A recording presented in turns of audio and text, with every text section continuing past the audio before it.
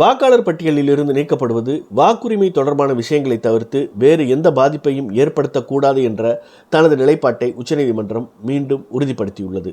SIR எனப்படும் வாக்காளர் பட்டியல் சிறப்பு தீவிர திருத்தத்தில் கிடைத்த முடிவுகளின்படியே நலத்திட்ட உதவிகளும் அதிகாரப்பூர்வ ஜாதி சான்றிதழ்களும் வழங்கப்படும் என மே, ஜூன் மாதங்களில் மேற்கு வங்க அரசு பிறப்பித்த உத்தரவுகளுக்கு பதிலளிக்கும் வகையில் நீதிமன்றம் இவ்வாறு தெரிவித்துள்ளது.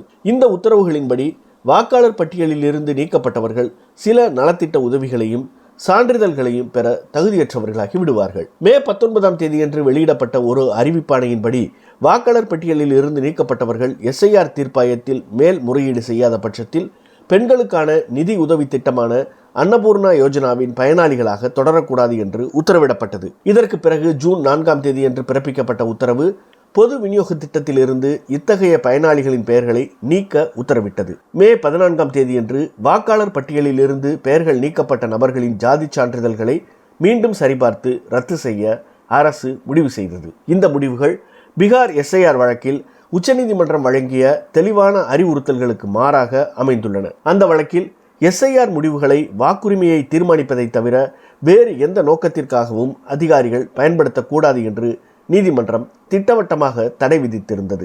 இப்போது இந்திய தேர்தல் ஆணையம், மேற்கு வங்க அரசு, மாநில தலைமை தேர்தல் அதிகாரி ஆகியோருக்கு உச்சநீதிமன்றம் நோட்டீஸ் அனுப்பியுள்ளது. மேற்கு வங்கத்தில் எஸ்ஐஆர் முடிவுகளுக்கு எதிராக சுமார் 34 லட்சம் மேல் முறையீடுகள் செய்யப்பட்டுள்ளன. அவற்றில் மிக சிறிய அளவிலான மனுக்களே தீர்த்து வைக்கப்பட்டுள்ளன. இதனால் லட்சக்கணக்கான மக்கள் நிச்சயமற்ற நிலைக்கு தள்ளப்பட்டுள்ளனர்.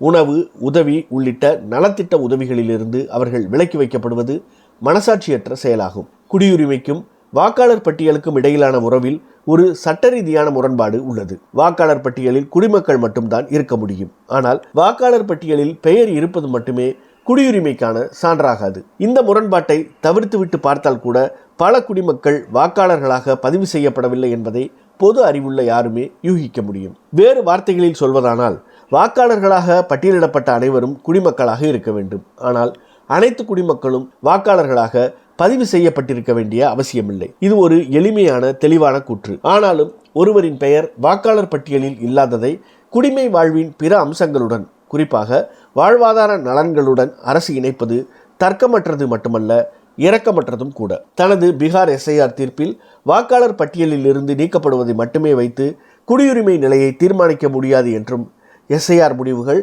தேர்தல் நோக்கங்களுடன் மட்டுமே தொடர்புடையவை என்றும் நீதிமன்றம் தெளிவாக கூறியுள்ளது. எஸ்ஐஆர் தொடர்பான குறிப்பிட்ட உண்மைகள் மற்றும் சட்ட கோட்பாடுகள் ஒருபுறம் இருக்க, வேறு பெரிய விஷயங்களும் இதில் அடங்கியுள்ளன. குடிமக்கள் மற்றும் குடிமக்கள் அல்லாதோர் என அனைத்து நபர்களுக்கும் பொருந்தக்கூடிய உலகளாவிய மனித உரிமைகளும் இதில் அடங்கும். தூய்மையான வாக்காளர் பட்டியலும் சரியான இலக்கை சென்றடையும் நலத்திட்ட விநியோகமும் சிறந்த நிர்வாகத்திற்கு பங்களிக்க முடியும்.